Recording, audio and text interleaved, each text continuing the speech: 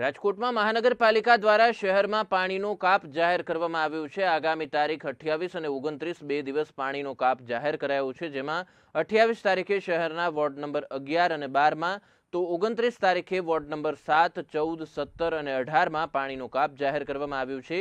ત્યારે મેઇન લાઇનમાં લીકેજ હોવાથી રિપેરિંગ કામ કરવા માટે પાણીનો કાપ જાહેર કરવામાં આવ્યો છે। ત્યારે આ જે સમગ્ર મામલો છે, મનપાના વોટર વર્ક્સ ચેરમેને આ બાબતે માહિતી આપી હતી।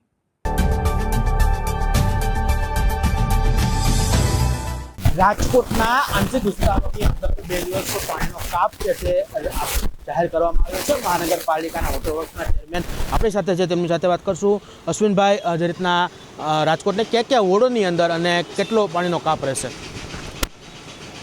તારીખ 28 અને 29 બે દિવસનો જે પાણી કાપ કાલના પેપરમાં આપણે આપવામાં આવ્યો છે, એમાં 28 તારીખે વોર્ડ નંબર 11 અને 12 પાર્ટ અને 29 તારીખે 7, 14, 17 અને 18 પાર્ટની અંદર જ આપણે પાણી કાપ આપવામાં આવ્યો છે। પાણી કાપ આપવાનું કારણ એટલા માટે છે, અત્યારે ગોંડલ રોડ 6 ટ્રેક જે લાઇનનું કામ ચાલુ છે, એ લાઇનની અંદર આપણી ભાદરથી લઈ અને રાજકોટ સુધી જે આપણે સેન્ટ્રલ ઝોનની અંદર આપણે પાણી પૂરું પાડે છે, અત્યારે એ લાઇનનું અમુક જગ્યાએ જે 6 લેન રોડનું કામ ચાલુ છે, એના હિસાબે ડેમેજ થયેલી છે। ઘણા દિવસથી આ પ્રોબ્લેમ હતો જ। પછી મેં લોકો સાથે બેસી અને એક નિર્ણય કર્યો હતો કે ભાઈ ખોટું પાણી આપણું વેડફાય છે, તો 2 દિવસના કાપ એ પણ અમુક પાર્ટની અંદર જ આપણે પાણી કાપ આપવાના છીએ।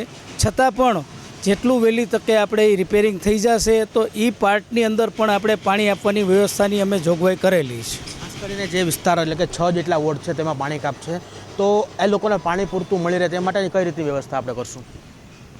એ લોકોને આપણે બીજા દિવસે જે કાંઈ કદાચ આપણે 2 દિવસના જે પાણી કાપ આપવામાં આવ્યો છે, 11, 12, 7, 14 અને 17 અને 18 પાર્ટમાં, એને જે વિસ્તારના લોકોને જે પાણીનો કાપ પડ્યો છે, એને જો વહેલી તકે થશે તો તે દિવસે જ અમે પાણી આપવા માટેની અમારી તૈયારી છે। છતાં પણ ન પણ આપી શકીએ તો બીજે દિવસે એને પૂરતું પાણી મળી રહે એ પ્રમાણેની અમે વ્યવસ્થા કરેલી છે। ચોમાસું શરૂઆત થઈ ચૂકી છે, પરંતુ હજી રાજકોટની જો વાત કરીએ તો રાજકોટમાં વરસાદ ખેંચાતો હોય તેવી સ્થિતિ છે। તો આવી સ્થિતિમાં રાજકોટ આખાને પાણી મળે તે માટેની કેવી વ્યવસ્થા અને કેટલું પ્રમાણમાં ત્યાં પાણીની હશે વ્યવસ્થા? અત્યાર સુધી આખો ઉનાળો આપણે પ્રસાર થઈ ગયો છે। રાજકોટની અંદર એક પણ વિસ્તારની અંદર એવી કોઈ મેજર ફરિયાદો નથી આવી કે ભાઈ પાણીની તકલીફ છે। એટલા માટે થઈને અમે સૌની યોજનાના થકી જે આપણે આજી અને ન્યારીની અંદર પાણી આપણને પૂરતા પ્રમાણમાં રાજ્ય સરકાર આપી રહી છે, એટલે હજી પણ કદાચ વરસાદ ખેંચાય અને ડેમની અંદર પાણી ન આવે તો રાજકોટ મહાનગરપાલિકાના તમામ અમારા સદસ્યો, પાર્ટીના લોકો અમે સતત એમાં ચિંતા કરીએ છીએ અને રાજકોટના લોકોને પાણીની તકલીફ ન પડે એના માટે અમે તત્પર છીએ। ચોક્કસ જે રીતની વાત કરવામાં આવે તો આગામી 2 દિવસ છે તે રાજકોટના 6 જેટલા વોર્ડોની અંદર છે તે પાણીનો કાપ આપવામાં આવ્યો છે। મહત્વનું છે કે 6 લેન હાઈવેની કામગીરીને લઈ અને મેઇન પાઇપલાઇનમાં ભંગાણ થતાં તેના રિપેરિંગ કામને લઈ આ પાણીનો કાપ છે તે હાલ આપવામાં આવ્યો છે।